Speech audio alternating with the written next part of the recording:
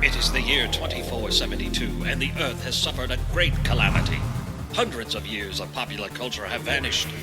Without the sacred films and text for guidance, civilization is devoid of anything cool. Then, 3 incubation chambers are unearthed, and from within, men from the time of the great blockbusters emerge. Now, through highly interesting conversations, they share invaluable insight about what once was. The movies, the shows, the comics, toys, and books. This is The Hyperspace. Podcasting in the 25th century. Welcome in, podcast pioneers, to the hyperspace, podcasting in the 25th century, the interweb's first and still, yes, still, only podcast. My name is Jared. And I'm Mike. Yes. Now, it has been, I don't think we've put out a show since March. How many lunar cycles? Oh yeah, March as it's measured in the old calendar. It's been lunar cycles. I couldn't even tell you. I don't know how the faceless drones track months here, but it has been a while. I think the last show we did, we talked about Project Hail Mary, and I believe our friend Matt was also missing from that episode. Case of the tube trots, I guess. And I guess we're going to blame the tube trots again for this.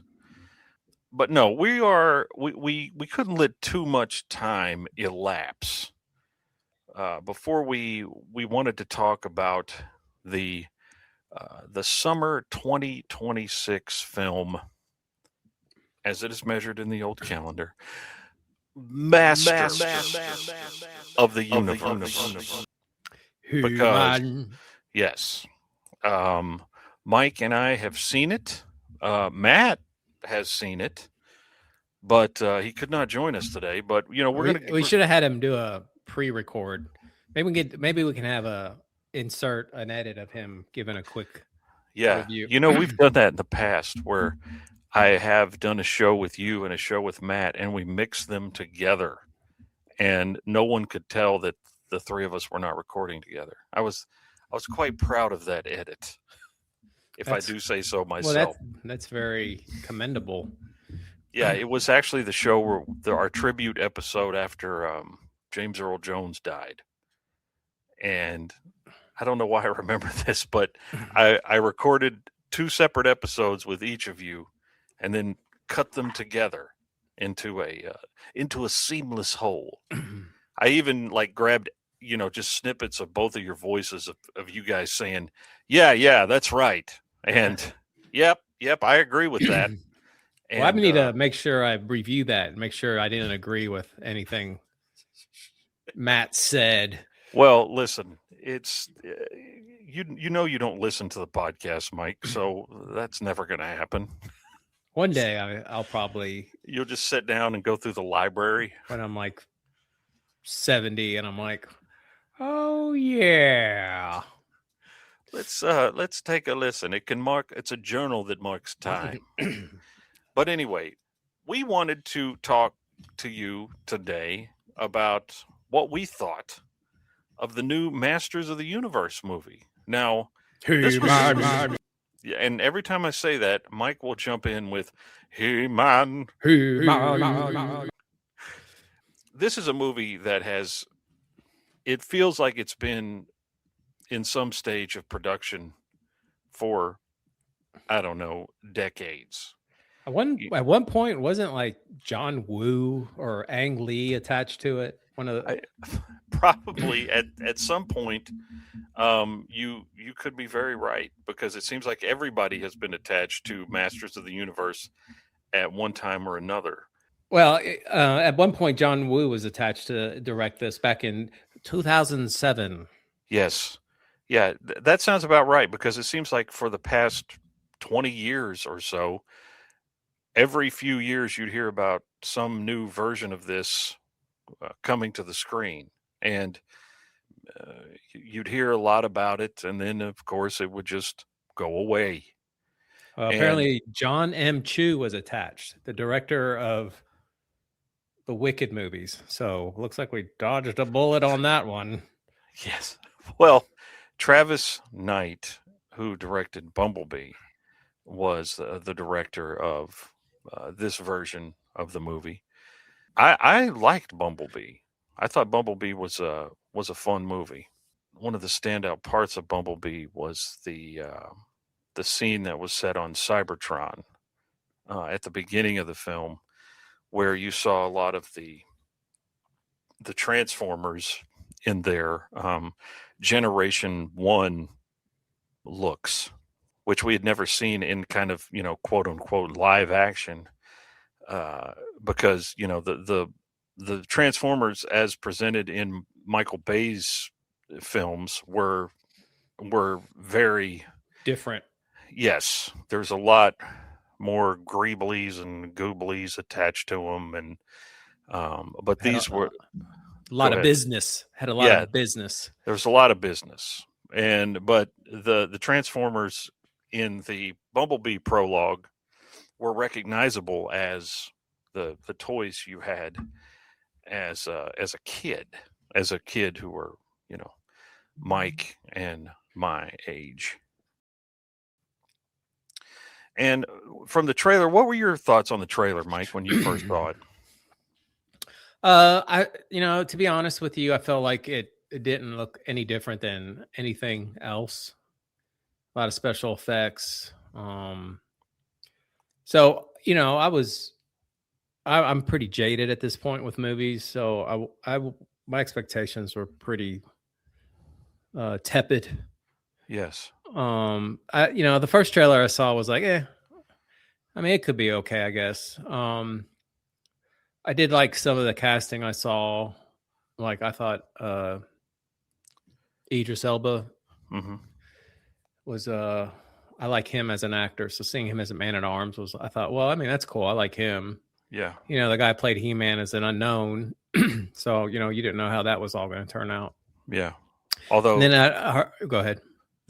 I think that kind of helps the movie in my I think in this case it did. And and then Jared Leto, who I'm not a fan of as a person, or I think he's overrated as an actor. I heard him being cast as Skeletor, and I was like, okay, that I wouldn't like, oh yay, he's Skeletor. So after the first trailer, you were like, you were still pretty take it or leave it. Yeah, okay, well, we'll see. And I thought, well, this could go either way at this point. Nothing in the trailer, really turned me off. And I don't think so. Well, there was one shot that turned me off, but I think it was a little bit of a misrepresentation because it was actually a bit of a jab.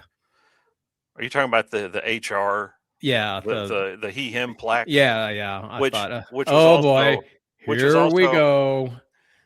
Which was also kind of a I think sort of this larger joke about He-Man. Oh, no doubt. Yeah. So, but then when you go to see the movie, you can see it. That wasn't the only. It was a couple more layers to that. Yes, but I was still, definitely on board after the trailer, and they had a couple more trailers, I think, before the movie finally released. But I think both of us, we saw it on opening night. Yeah, we did actually. Yeah, just in different theaters. I actually saw it before you because you were texting me, no spoilers. Yes, yeah, you saw it like in the late afternoon, and I went to like a 9:00 show that night with my dad. And so, tell me your experience of going, like who you went with, and sort of. Well, I saw it with my baby brother, who's not a baby anymore. Also named Matt. Yeah, and he's I tried to get him to come on tonight, but he was like, oh, what would I say? But, and he would say it just like that. Too. I know. I don't know what you want me to say. Well, I'm sure I've said this 100 times, so I'll be kind of be brief. But He-Man came out, the toy line came out at a time when I was transitioning out of toys. Yeah. But Matthew was transitioning into toys because he was 8 years younger than me, or still is. He hasn't caught up with me. So no, because that would be quite a feat if that could happen. But he was sort of like my gateway. It was kind of like an excuse to still play with toys, but I wasn't playing with toys. I was playing with my baby brother. Sure. But the He-Man line I really always dug those toys. I mean, I just thought they were cool. I just thought it was a cool line of toys. I mean, I would just sit there and look at the figures. The one would just be sitting there on the floor or something, and I'd pick it up, and because there's a lot of detail on those things, and and they all had like a backstory, and it was easy to imagine some kind of story in your head with these figures. Yeah. So Matthew had a bunch of these, and so when the first Masters of the Universe came out with Dolph Lundgren, I took him to see it because we had a small cinema near our house. Cinema. Okay, I thought I said cinnamon, but I said cinema.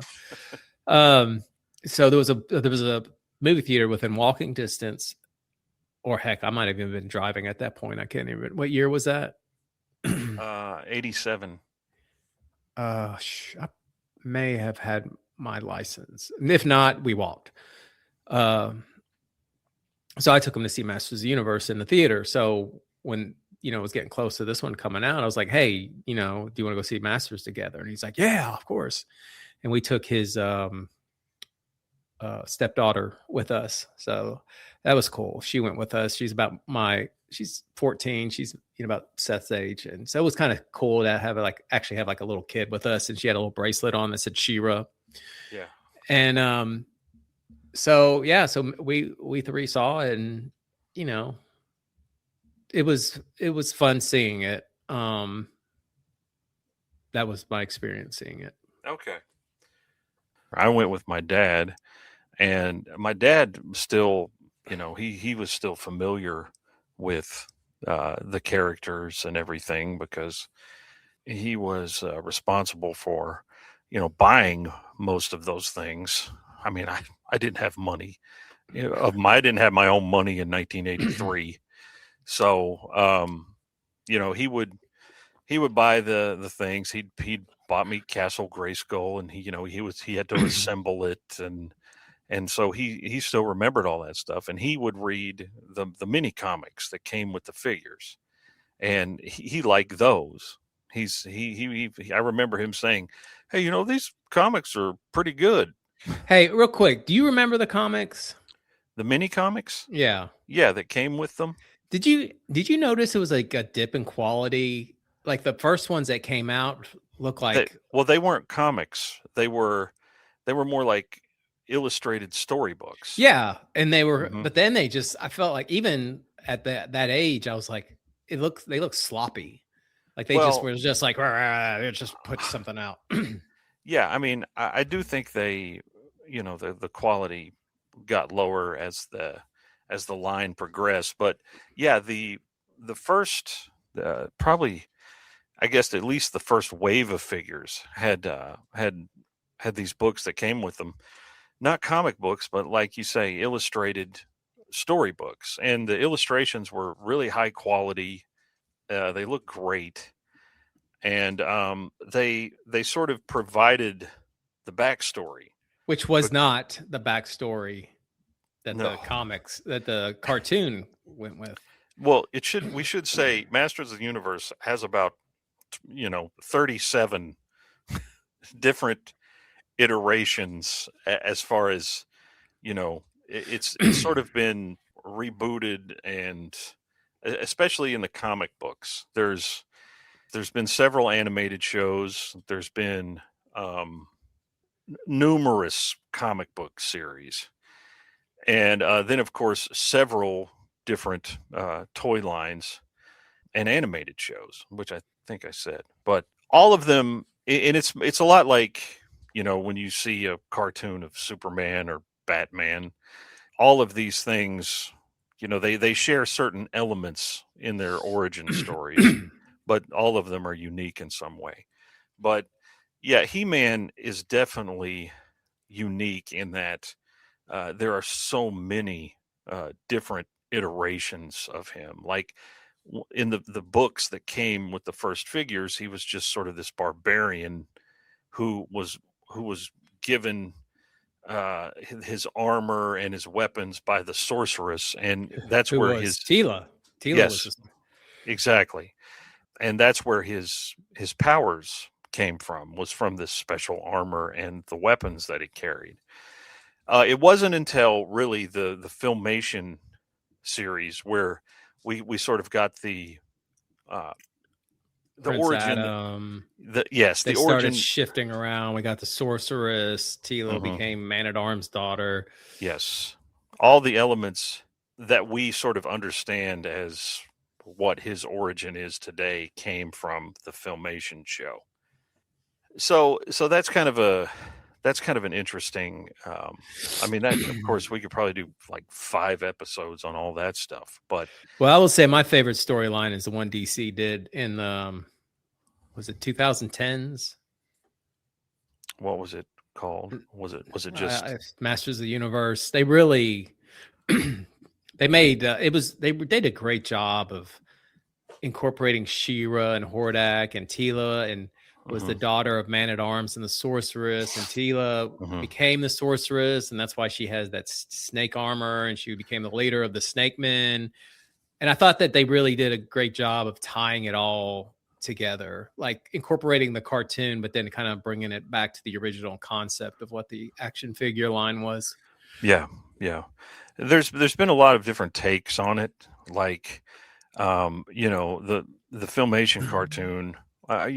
Well, of course, going back to the original storybooks, that was more of a sort of a Conan for kids type of thing, and it was very much rooted in swords and sorcery, and with a dash of like Star Wars technology thrown in there. But the Filmation show really kind of established this very light and breezy, slightly goofier tone, especially, when you kind of look back at it today, where, it doesn't really take itself super serious because, it kind of can't. Certainly the Filmation cartoon is not some serious sort of, Lord of the Rings style reboot of the character. And I think, and I don't know if that kind of direction would 100% work for Masters of the Universe anyway. I think you could certainly take it seriously, but there's always going to be sort of that camp element, I think, baked into it.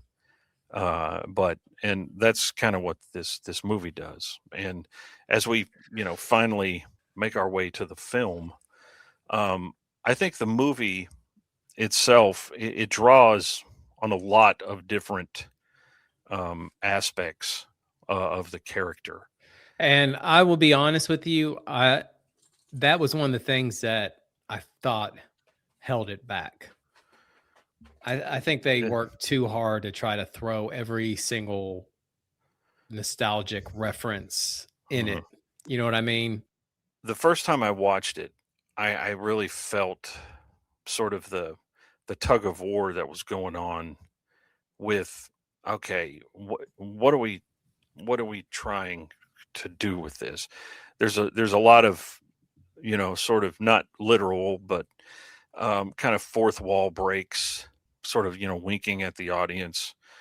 But there's also times when it feels like the stakes are pretty high.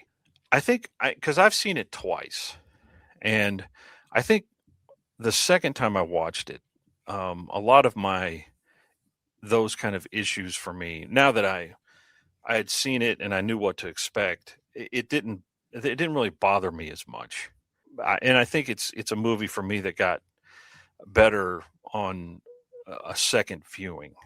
But yeah, there is this tonal problem that, especially I think towards the beginning of the movie, that it has like it really is leaning hard on some comedy, that some of it works and some of it doesn't. But it's almost it seems like it's afraid to commit to something without immediately following it up with a joke. Yes. And that was really frustrating because there would be times when I felt the movie was really starting to get going, and then it would just do a joke, and I'm like, why are you doing that? Just keep it rolling. Yeah. And that, like I said, those issues were very apparent to me in the first time I watched it. And I think, but one thing I did really like about the movie, and I want to get your opinion on this, was Jared Leto's Skeletor, which I thought was really good. See, and that's kind of where I see, unlike you, I feel like there is a not like super violent or super heavy story with this line, but I do feel like you could do almost a Lord of the Rings type story. Well, I'm trying to think of the thing I really like about Masters of the Universe is its technology meets fantasy. Yes. And I love that. I think that's, and see, to me, I think you could have Skeletor be like a really scary, evil villain. Does that make sense? So I think that's kind of what I would have liked to have seen more of. But I feel like the next time I see it, I'll probably enjoy it more because I wasn't getting exactly what I was expecting. Yeah. So, and here was the deal. While I was watching it, I was enjoying it. And anytime something would occur that I didn't love, I would get frustrated because I was like, I really do like this movie. I just wish they would stop all these Marvel type jokes. Mm-hmm. And I think it was just too much. Like, I feel like if you could edit that movie and make it a little better. Yeah, I think so. I think you could slim it down, and it'd be because it had a great cast. It was a good story. It was a simple story. They really pulled off He-Man, and that was. I don't think that was something that was easy to do because they tried it. Look, nothing against Dolph Lundgren. I like Dolph Lundgren. And I think he's actually a pretty good He-Man. I mean, I know he has that heavy accent and he's no thespian, but when I watch that Masters of the Universe with him in it, I like it. I think he's being sincere. I think he's taking the role serious, and I think he's really giving it his all. And I think the Masters of the Universe from the 80s is almost a hidden gem. I mean, it's got problems. It's not great, but I think it works. I think it's entertaining and I like it. So, but in the 80s, that was your action hero, the big muscle bound dudes. You had Dolph Lundgren, Stallone, Arnold Schwarzenegger. So it was kind of normal back then. Yeah. This is a different time. And I think they really pulled off He-Man. It could have been, I think that was probably the hardest part to probably execute because He-Man is kind of ridiculous. I mean, yes, let's just face it, he is. And what are you going to do with Prince Adam turning into He-Man? Is Prince Adam going to be like a 90-pound weakling, or because the Prince Adam figure is ridiculous because it's just He-Man repainted. Yeah, with a pink vest. Yeah, it's ridiculous. It's just He-Man. Yes. And so, in purple tights. yeah. So, it's like, how are you going to pull this off? And even the comics kind of have him as a kind of a schlub. Well, But yeah, in a lot of those stories, he's presented as like a 100-pound kid, yeah. and that makes a little more sense. So in this one, they kind of like, look, we're not even gonna try to do that. Yeah. And I think the guy who played him, it kind of reminds me of Christopher Reeve in Superman. Mm-hmm. But his was more transitional, Mm-hmm. where Christopher Reeve was going back and forth between Clark Kent and Superman. Yes. Here he kind of starts out as Clark Kent, and he starts transitioning into a Superman. If that makes sense. Well, I think it seemed to me that Adam in this movie, I don't think there is a huge distinction between Adam and He-Man. No, there's not really. Even when he's He-Man, he's like Adam but stronger. Yeah. And I think it works. I think it does work. Yeah, and I think it has to, because in this movie, the conceit that people don't know he's He-Man is thrown out the window. And even at the end of the movie, they're like, why does he still has to run off and pretend like we don't know what's going on? But he's definitely, and another thing, I'm gonna have to get the name of the actor, because he's British, which just really surprised me when I heard him talking. Who plays He-Man? Yeah, he's a British guy. All the Brits are stealing our roles. Nicholas Galitzine. Yeah. Galizian. Yeah, it doesn't really roll off the tongue. Galitzine. Okay. So when they're trying to, when he's Adam, when you see him, that's not He-Man. I mean, he looks ridiculous. Yeah, he looks just like a guy. Yeah, he looks like someone who is starting up a Facebook or something. Yeah, he looks pretty normal. But he is one thing they did, which I thought was funny, but not 100% convincing. When we see him at the beginning of the movie, they try purposefully to dress him in the Prince Adam stuff. Well, yeah, and baggy clothes. Like, it's stuff because they're trying to hide the fact that he's already muscular. Yeah. So they put him in all these big, because when he in his first transformation scene, you see sort of the CG muscles building up on his body, but they were trying to hide, of course, how he looks. And when he's in the gym there and he meets Dolph Lundgren, which that was kind of, I think I probably knew that Dolph was going to be in this movie. Well, you called it, because I said, "Oh, look, there's a picture of Dolph at the premiere," and you're like, "Oh, he's in it." Oh yeah, I mean, because he was there at the premiere, and I was like, well, I bet you that they're going to do something with that. And I thought maybe he would have been King Randor, but that might have been a little too on the nose. But and then I knew I checked the IMDb, and some other actor was already playing Randor. So yeah, that guy was in the first Resident Evil movie, and other things, of course.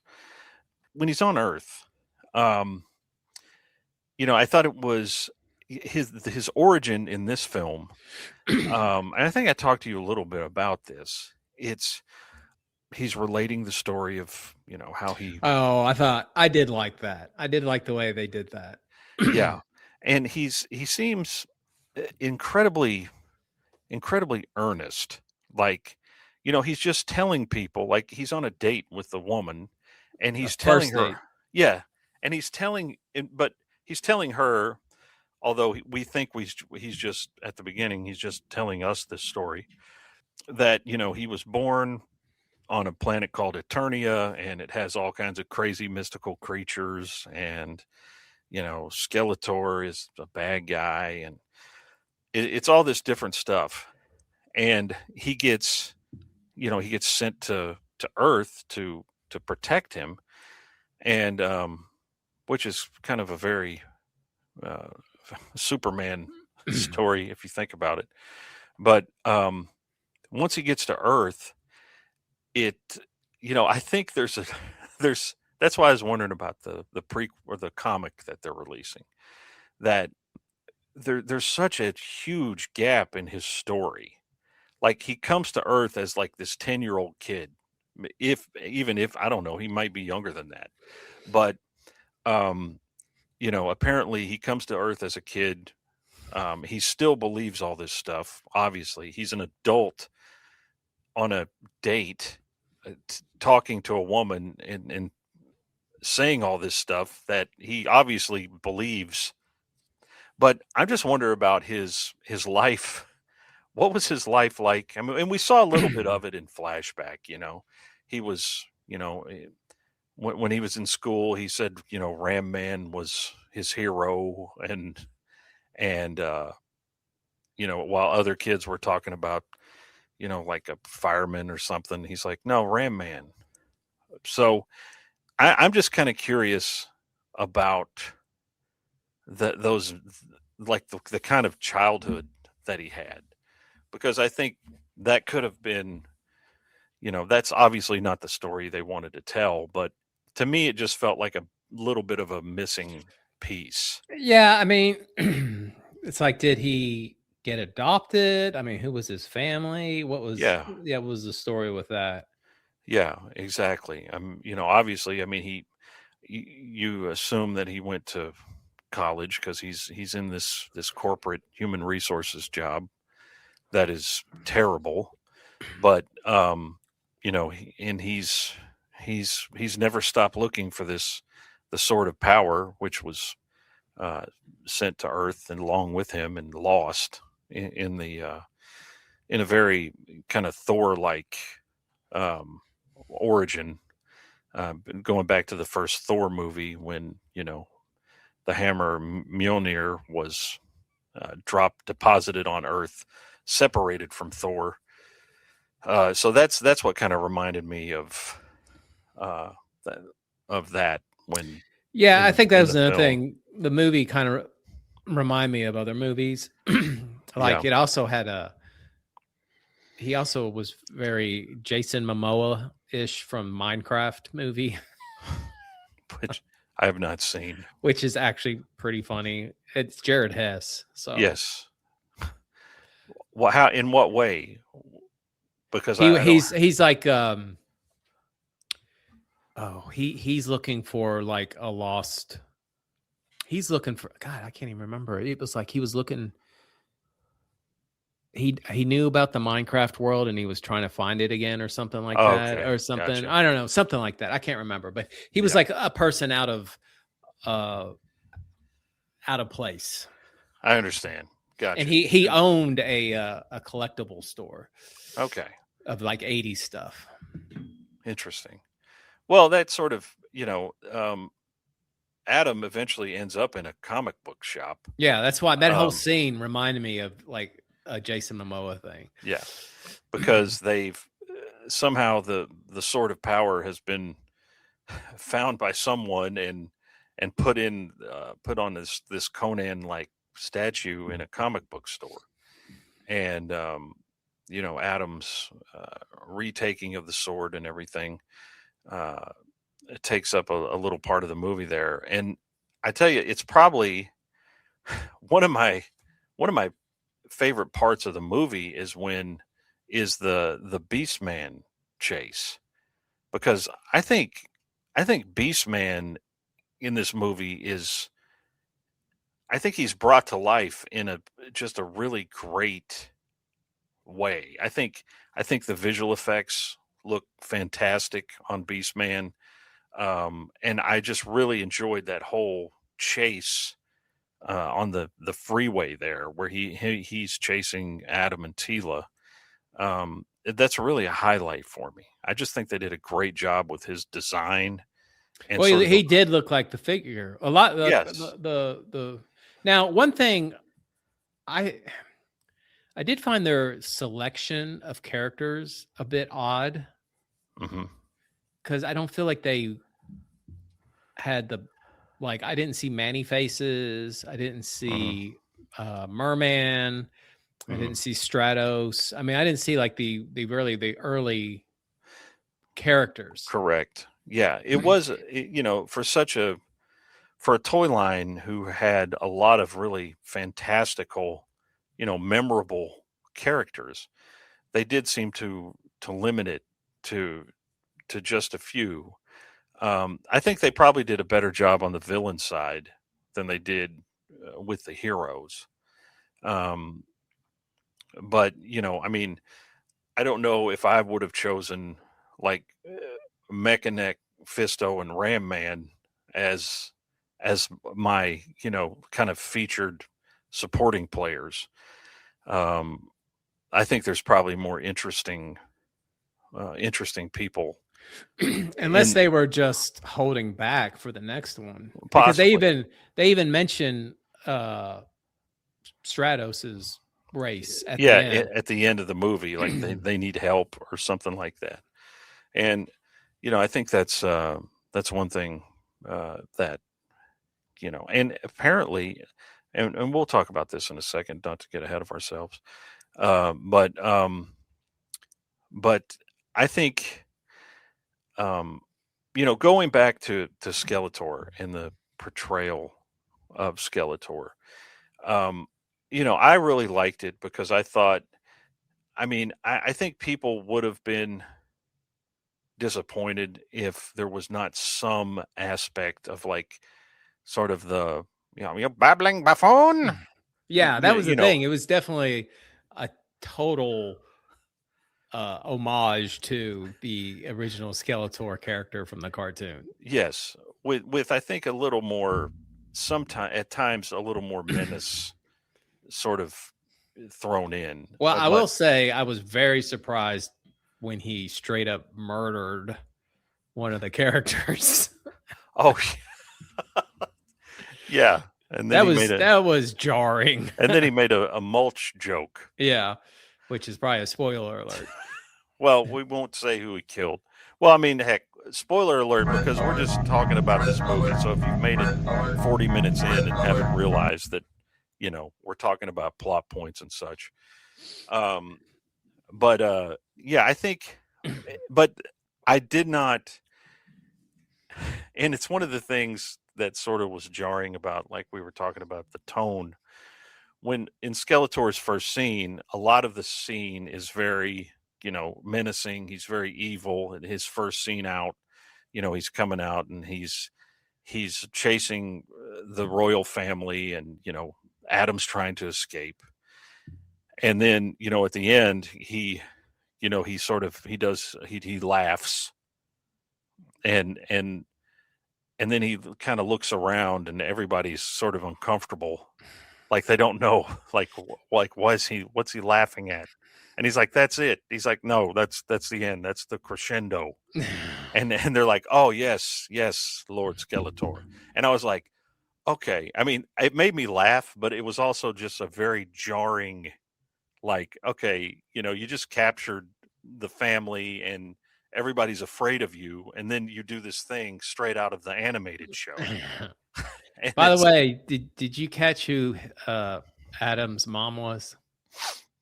I didn't. I don't know the actress. I don't think. Do you remember Edge of Tomorrow? The Tom Cruise movie. Tom Cruise movie. Yeah. Remember the girl in the platoon with him who was like a redneck with rotten teeth? Was that her? Yes. Well, that did not look like her at all. No, that's her. And she's married to Tom Hardy. Really? Yep. Good grief. I had no idea. Yeah. No idea. Well, I saw her and I'm like, I've seen her before. And it was killing me. And then when I was one of the first things I looked up when I got out of the theater. You're like, oh, okay, man, Tom Hardy's wife.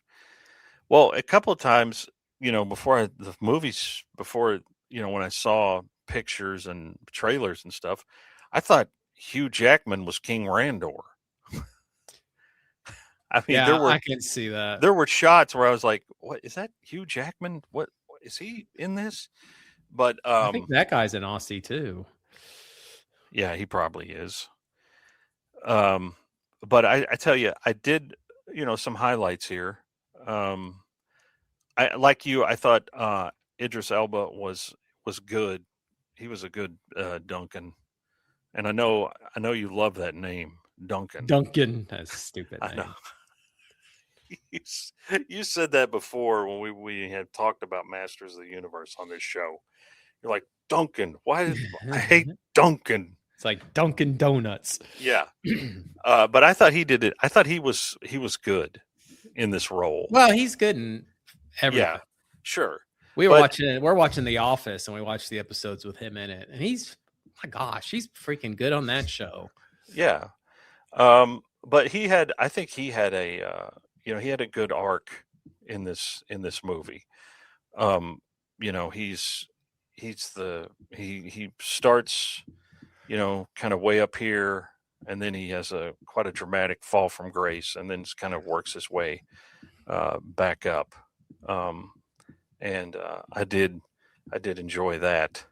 And I like Tila a lot too. And yes. Like I said, the whole cast was good. I mean, it had a really good cast. Yes, agreed. And the sorceress, I had seen her several things. She's been in a bunch of stuff. She Yeah, was in Deadpool. She was in. She was also in like Firefly and the V reboot. Oh yeah, she was in that, wasn't she? Yeah. But I thought she was a good sorceress. I tell you what, as far as on the villain side, I thought the kind of the design of Trapjaw was really well done. Well, it was almost like the action figure. Yeah, I mean that was one of the most sort of straight up, 1-to-1, straight up adaptions into live action. And some of the things that I've seen from like behind the scenes and stuff, like, except for his his changing arm, Trapjaw was like mostly practical. Oh, really? That was a guy in a suit. It was makeup, like his whole jaw and everything. That was all appliances. And wow, and Skeletor was Skeletor for the most part was Jared Leto in a bodysuit. Like his body was practical, and it was just the face. I saw behind the scenes where he had the dots on his face. Yeah, and I think that works because I mean, you trying to do a skeleton mask would. Yes, you have the technology, use it. It's well, and I'm glad they sort of blended it, because there would have been people who of course I think some people would have thought, well, just make Skeletor all CGI, the body and everything.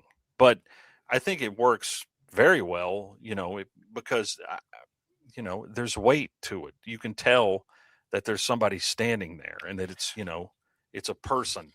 I like that they incorporated a villain from the Dolph Lundgren movie. Yeah, they did. What was that guy's name? Was that Korg or something like that? Yeah, he was one of the live action created for that movie. Yes. And did you see the Gwildor cameo? That was at the end, right? On the credits? The end credits. Yeah. I saw that. The outline of Gwildor. So you actually had, spoiler alert, Orko and Gwildor in the same film, sort of, because Gwildor was obviously Orko's stand-in in the '87 movie. Because wasn't that a lot of that stuff? Never made sense to me, but oh wow, the guy that did the voice of Orko is known for his roles in the Thomas and Friends series. Thomas the Train. Oh, okay. That's interesting. Anyway, but Oh, I think it was like a rights thing. Like, even though they were making a movie based on the toy line, they still had to pay for each character that they put in the movie, which is why they came up with these original characters. So they wouldn't have to pay for them. Yeah, which is stupid because the whole thing's a commercial. Yeah, it is. That doesn't make sense. That's crazy. And then they made figures of those characters. Yes, they did. And they put them in the toy line. Yeah. I don't know. None of that makes sense. But now tell me, you said there was one scene in the movie where it sort of like pushed you over into, okay, I like this movie now. Oh, it was the scene with in Snake Mountain when he's fighting everyone, and then Skeletor brings his dad out. Mhm. And there's that great scene between him and his dad. I felt like that's what I'm talking about. Is like that scene was great. That was like a really emotional, great scene. And then that's like where I thought, okay, the movie's going to start rolling.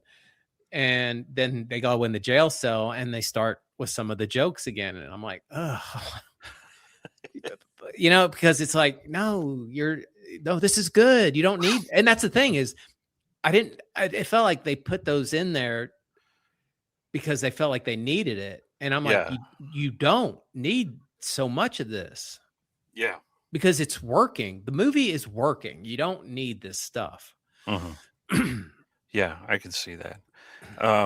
But like I said, not to be a broken record, but the second time I saw it, you expect that, and you're ready for it. And I think it starts to play. Well, I'm interested in seeing it with the boys because I was thinking about it afterwards, and this is exactly the type of stuff they're watching now. Mm-hmm. So it's probably geared more towards their generation. You know what I mean? Yeah, that's true. Although it's funny you say that, because there were, there were times during the movie where I thought, this is really cool. And it seems like something only some people of our age would appreciate. Well, I think the laughing scene at the end where they're doing the filmation laughing. And that's one of those things. It's like, people going to get that? Are they going to understand what that is? I almost I couldn't believe the audacity of doing that in live action. They go for it, man. They don't stop. I know. But neither did the cartoon. And you could tell, like, they probably had an iPad on set and stand like this. Okay, lining it up exactly. So they're like, because Filmation was notorious for just, reusing. Oh yeah. You watch an episode of a Filmation cartoon, and I mean, no doubt. Like the first 5 minutes, you've seen every animated sequence they have that you're going to see for the rest of the episode. Yes. He-Man walking, He-Man falling and landing, He-Man throwing a punch. Yeah. He-Man running, He-Man on the sky sled. Yes. But that is. And I love it when they brought in Fakor, who the figure is blue. Yes. But in the cartoon, it was just He-Man with glowing eyes. Yeah. And that figure, man, who is that fooling? Like, I don't know, but that was the figure you couldn't find. They quit making him. Man. Because when we were trying to there was one Christmas, Matthew got a ton of Masters of the Universe figures. And there was two we couldn't find, Beastman and Fakor. We eventually found Beastman. Yeah. Fakor, we never owned Fakor. We never found it. Never found Fakor. Wow. They quit making them. Well, they probably realized it was a horrible figure. Well, I still thought he was cool. I mean, I know he's blue, but blue with orange hair. And if you took the breastplate off, he had like the sticker with the reel-to-reel, which means he's a computer. Yes, that means he's a robot. It's just like, okay, well, I'll buy that.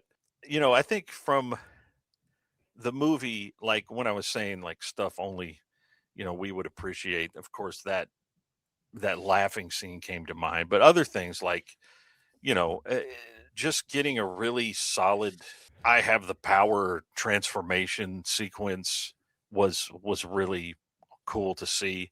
And I thought the scenes when Cringer and Adam are reunited were kind of sweet. I mean, I thought that was a nice touch when Cringer is now a giant cat and Although I have to question the wisdom of Skeletor to put all of his enemies. enemies into one cell. That seems like a good idea.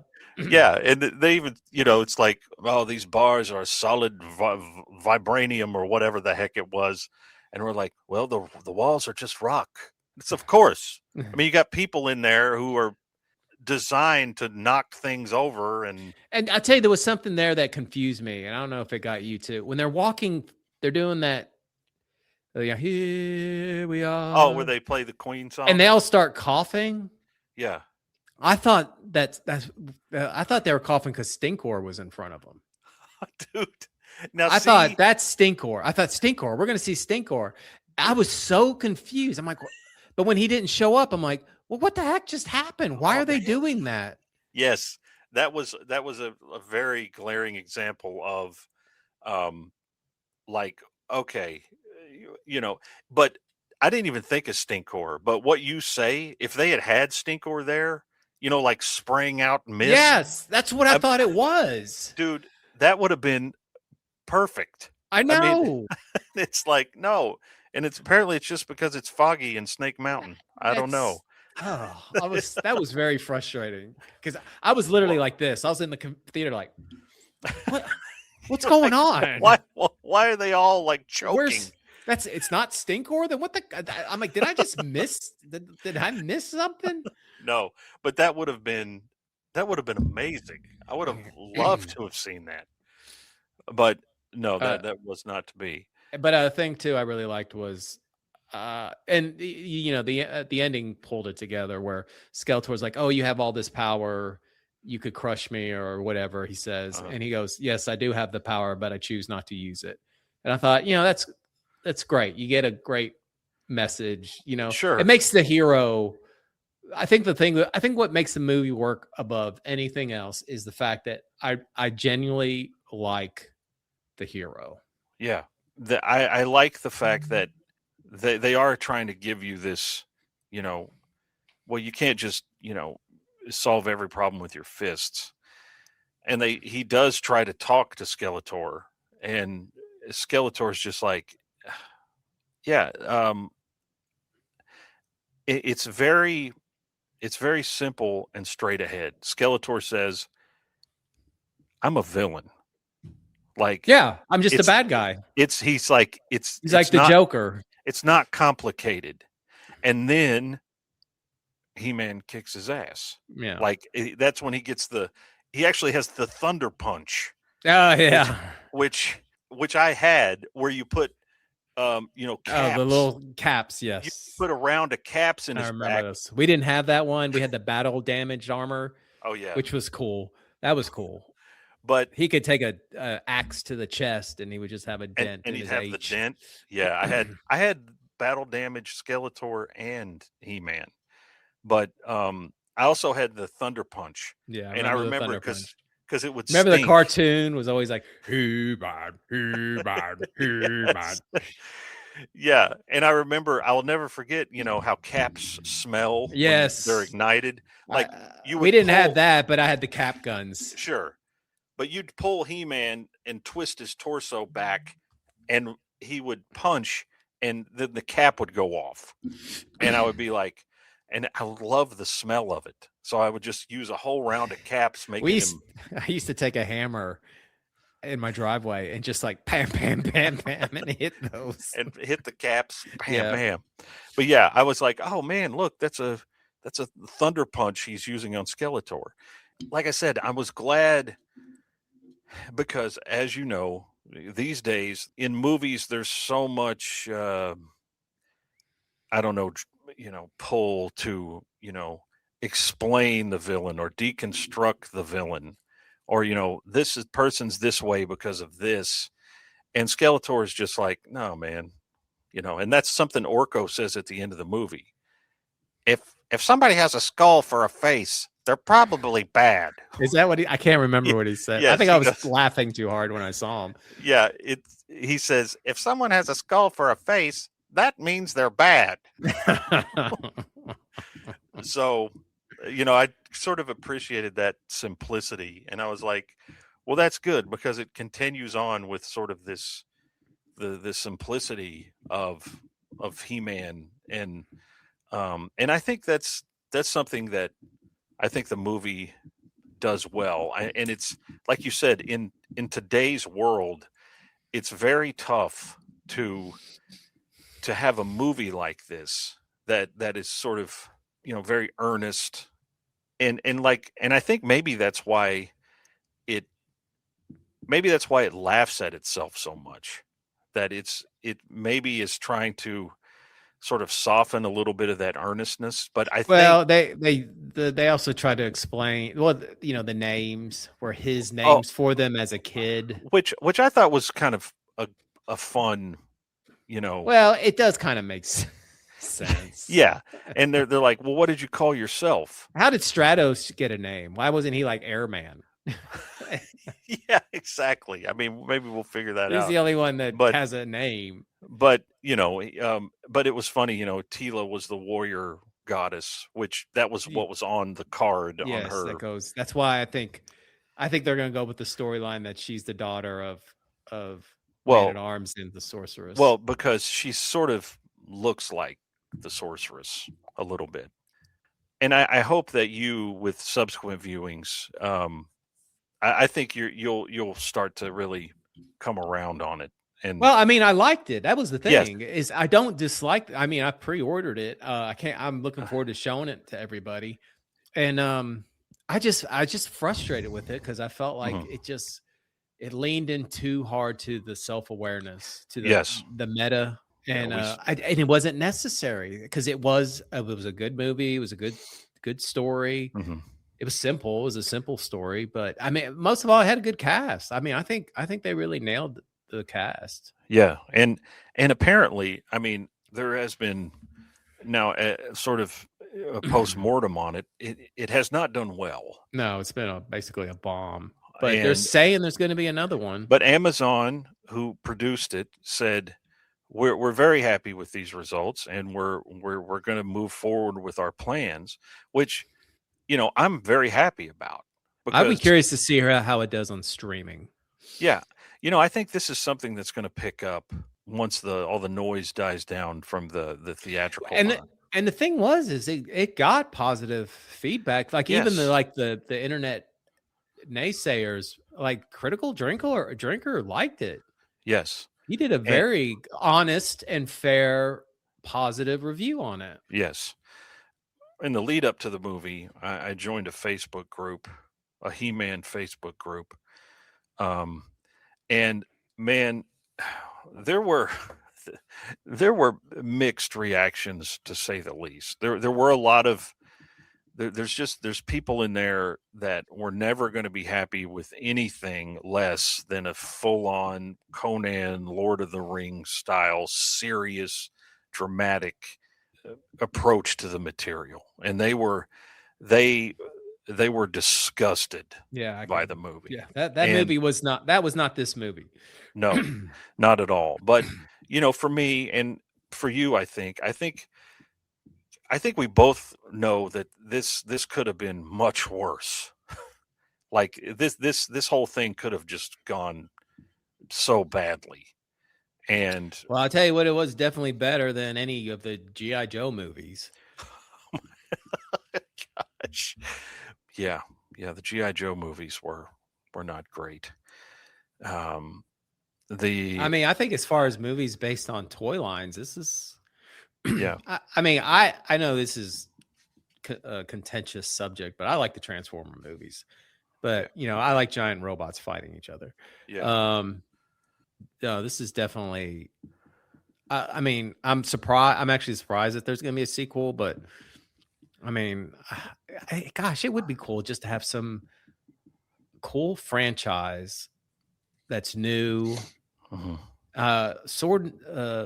Sci-fi fantasy is not something that you really Is there really any of that right now? Is there No. anything comparable to? It's No. either straight up fantasy or straight up science fiction. Yeah, pretty much. I mean, you don't have that kind of. And that's the thing that drew me to that toy line is I love the idea of the fantasy science fiction. You had swords, magic, and robots. Yeah. I mean, that's great. And I think spaceships and, you could do anything.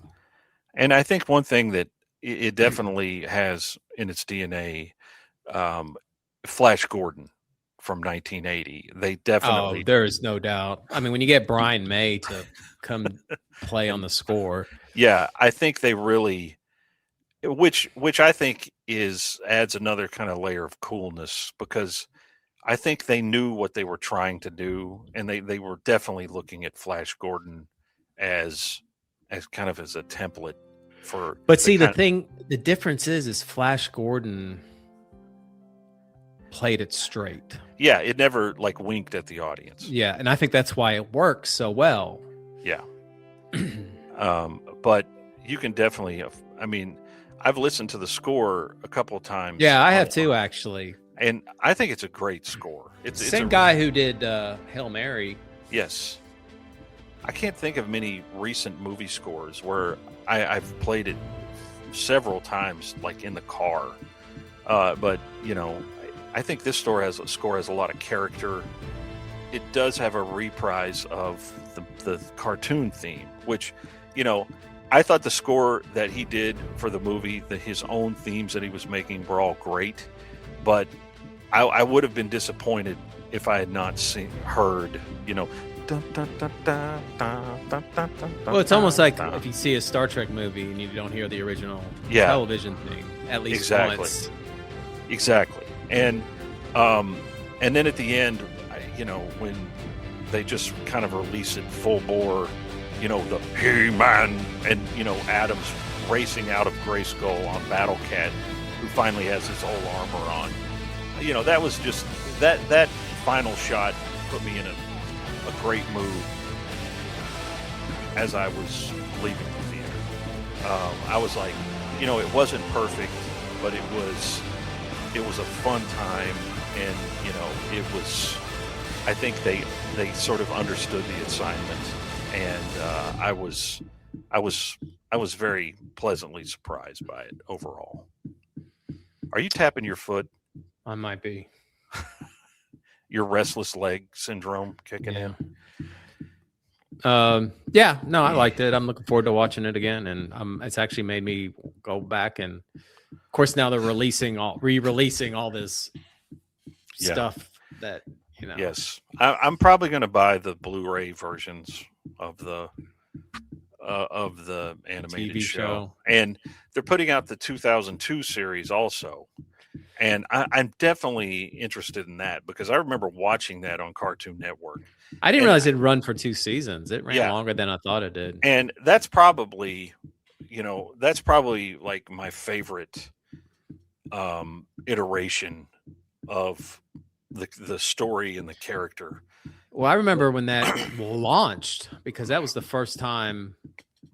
Because now now it's been launched so many times in so many different ways. Yes. But in 2002, because I remember it was when I started at HSN when all that started. Uh-huh. And it was that was the first relaunch of Masters of the Universe since the original toy line, not including Space E-Man.